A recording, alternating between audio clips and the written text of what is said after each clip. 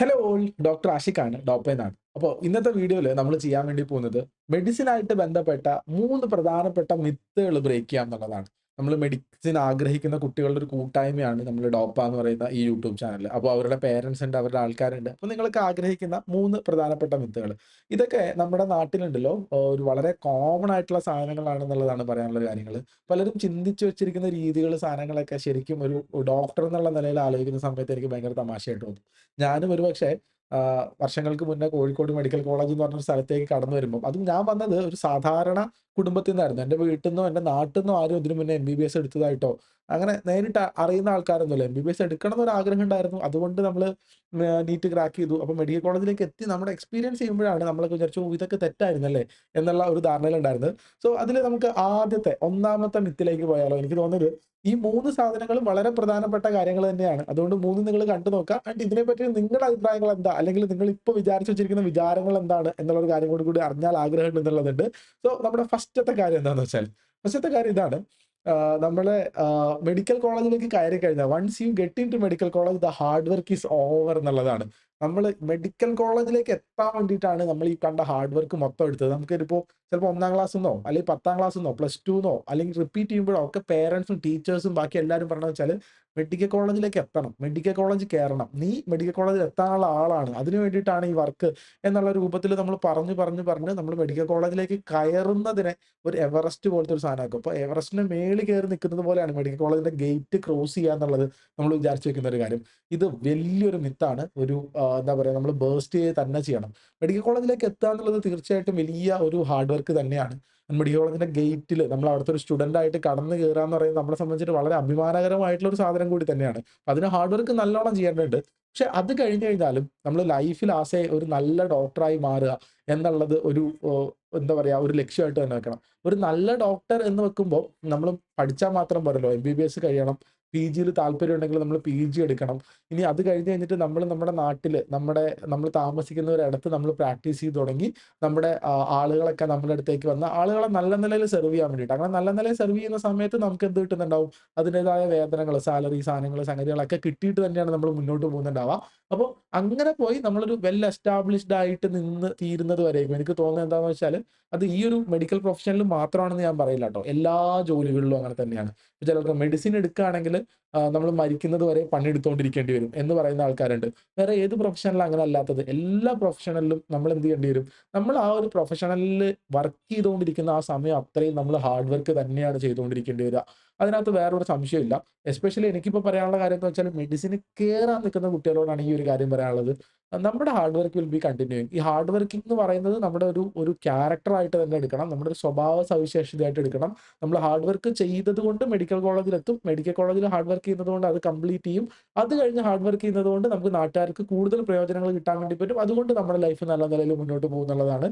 So hard work is A ever continuing journey. Medical കോളേജിൽ എത്തിക്കഴിഞ്ഞാൽ നിങ്ങളുടെ ലൈഫ് ഫുൾ ആയിട്ട് സെറ്റിൽ ചെയ്യും എന്ന് നിങ്ങൾ വിചാരിച്ചിരിക്കരുത്. ഹാർഡ് വർക്ക് കണ്ടിന്യൂ ചെയ്തിരിക്കേണ്ട സാധനമാണ്. സോ ഇതൊരു പ്രധാനപ്പെട്ട എനിക്ക് വെക്കേണ്ട ഒരു സാധനമാണെന്നുള്ളത്. നമുക്ക് രണ്ടാമത്തെ ഇതുപോലത്തെ വളരെ കോമൺ ആയിട്ടുള്ള ഒരു മിത്തിലേക്ക് കടന്നു പോവാം. ഇനി ഒന്നാമത്തെ മിത്തിന്റെ തന്നെ പാർട്ടായിട്ട് എനിക്ക് പറയാനുള്ള ഒരു കാര്യം കൂടി പറഞ്ഞോട്ടെ. നമുക്ക് വേണ്ട ഒരു സ്പെഷ്യാലിറ്റി തിരഞ്ഞെടുക്കുന്നത് ഒരു കാർഡിയോളജിസ്റ്റ് എടുക്കുക, അല്ലെങ്കിൽ ഒരു ന്യൂറോളജിസ്റ്റ് ആവാ, അല്ലെങ്കിൽ ഒരു സർജൻ ആവാ, ഒരു ഗൈനക്കോളജിസ്റ്റ് ആവാ, ഒരു പീഡിയാട്രീഷ്യൻ ആവാ. കുട്ടികൾക്ക് പല തരത്തിലുള്ള സ്വപ്നങ്ങളുണ്ട്. ഇത് വളരെ ഈസിയാണ് എന്ന് നിങ്ങൾ വിചാരിക്കരുത് ട്ടോ. ഇതിനും നമ്മുടേതായിട്ടുള്ള വർക്ക് ഉണ്ട്. നിങ്ങൾക്ക് വേണ്ട ഒരു സ്പെഷ്യാലിറ്റിയിലേക്ക് എത്താനും ഡിഫറെന്റ് സ്പെഷ്യാലിറ്റികൾ എക്സ്പ്ലോർ ചെയ്യേണ്ടതുണ്ട്. വേറൊരു വീഡിയോ ചെയ്യാമെന്ന് വിചാരിക്കുന്നു. ഡിഫറെന്റ് സ്പെഷ്യാലിറ്റികൾ ബേസിക് ലെവലിൽ എന്തൊക്കെയായിരിക്കും എന്നുള്ള കാര്യം ചർച്ച ചെയ്യാൻ വേണ്ടിയിട്ട്.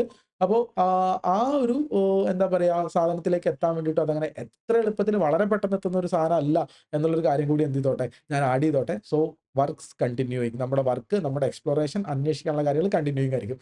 രണ്ടാമത്തെ മിത്ത് എന്താന്ന് പറഞ്ഞു കഴിഞ്ഞാൽ, നമ്മുടെ NEET rank determine your success in the medical college എന്നുള്ള സാധനമാണ്. ഒരിക്കലും, ഒരിക്കലും അംഗീകരിക്കാൻ പറ്റാത്ത ഒരു കാര്യമാണ്. നമ്മുടെ നീറ്റ് റാങ്ക് നമ്മുടെ നീറ്റിന്റെ സക്സസിനെ മാത്രമാണ് പറയുന്നുള്ളൂ. കാരണം എന്താന്ന് വെച്ചാല് നീറ്റ് എക്സാമിൽ മെഷർ ചെയ്യപ്പെടുന്ന ചില കാര്യങ്ങൾ എന്ന് പറഞ്ഞാൽ അത് ബേസിക്കലി ഒരു problem solving ability, analytical skill, അല്ലെങ്കിൽ നമ്മളുടെ അതുവരെയുള്ള ചിട്ടയായ പഠനം, ഇങ്ങനത്തെ കുറച്ച് കാര്യങ്ങൾ മാത്രമാണ് നമ്മുടെ എന്ത് പറയുന്നുണ്ടാവുക, ഈ നീറ്റ് എക്സാമിന് മെഷർ ചെയ്തിട്ടുണ്ടാവുള്ളൂ. അപ്പൊ അങ്ങനത്തെ ഒരു ക്യാരക്ടറൊക്കെ ഉള്ള ആൾക്കാർക്ക് എന്ത് ചെയ്യാൻ വേണ്ടി പറ്റും? നീറ്റിൽ അടിപൊളിയായിട്ട് കയറാൻ വേണ്ടി പറ്റും. പക്ഷെ മെഡിക്കൽ കോളേജിൽ എത്തിക്കഴിഞ്ഞ് കഴിഞ്ഞാൽ ഈ ഒരു സ്കില്ല് മാത്രം മതിയാവില്ല. നമുക്കിപ്പോ കുറച്ചും കൂടി പുസ്തകം വായിക്കുന്ന റീഡിംഗ് ഹാബിറ്റ് വേണം. കുറച്ചും കൂടി കണ്ടിന്യൂസ് ലേണേഴ്സ് ആയിരിക്കണം. പിന്നെ പേഷ്യൻസിന്റെ ഒക്കെ അടുത്തെത്തി എസ്പെഷ്യലി നമ്മളൊരു ഡോക്ടറൊക്കെ ആയിട്ട് വർക്ക് ചെയ്യുന്ന സമയത്ത് പേഷ്യൻസിനോട് ഒരു കരുണ വേണം.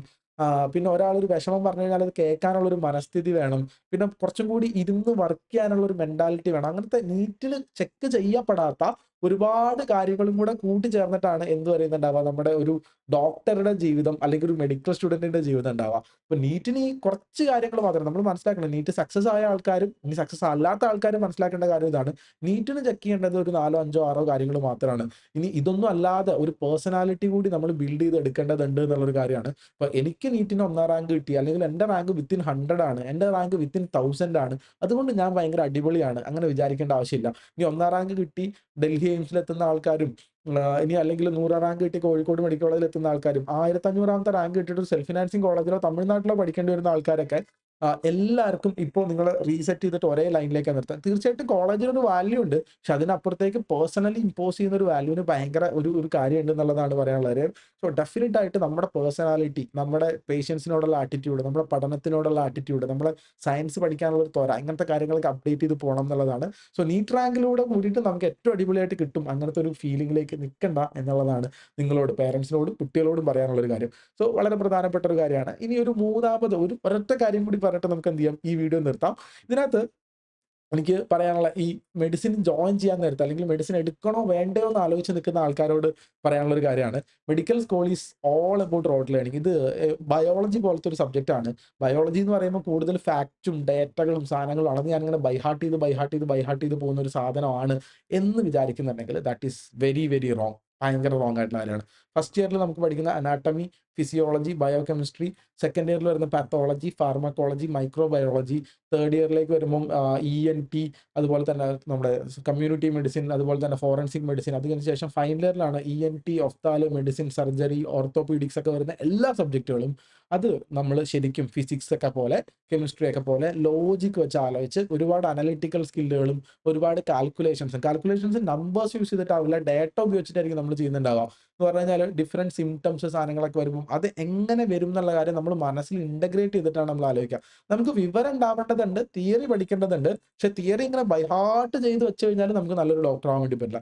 തിയറി അറിഞ്ഞ് ആ തിയറി പുതിയ ഓരോ പേഷ്യൻസിനെ കാണുമ്പോഴും അതിലേക്ക് അപ്ലൈ ചെയ്യാനുള്ള ഒരു നോളജ് കൂടി ഉണ്ടാക്കണം. So it is not rote learning. ഇത് എന്തിനാ പറഞ്ഞു തരുന്നതെന്ന് അറിയോ? ചില ആൾക്കാരൊക്കെ എനിക്കിങ്ങനെ കാണാതെ പഠിക്കാനൊന്നും വയ്യ, അതുകൊണ്ട് ഞാൻ മെഡിസിൻ എടുക്കുന്നില്ല എന്ന് പറയുന്ന ആൾക്കാരുണ്ട്. ഇറ്റ് ഈസ് നോട്ട് കാണാതെ പഠിക്കൽ എന്നുള്ള കാര്യം. പിന്നെ ചില ആൾക്കാരുണ്ട്, ഇതുവരെ ഫിസിക്സ് ഒക്കെ എങ്ങനെയോ കഴിച്ചിലായി കിട്ടി, ഇനി അങ്ങോട്ട് കാണാതെ പഠിച്ച് രക്ഷപ്പെടാം, പറ്റത്തില്ല എന്നുള്ള കാര്യം നിങ്ങളുടെ മനസ്സിലേക്ക് നിങ്ങൾക്ക് ഓർമ്മ ഉണ്ടാവണം എന്നുള്ളതാണ്. So medicine is not always what rote learning എന്നുള്ള കാര്യം കൂടി പറഞ്ഞോട്ടെ.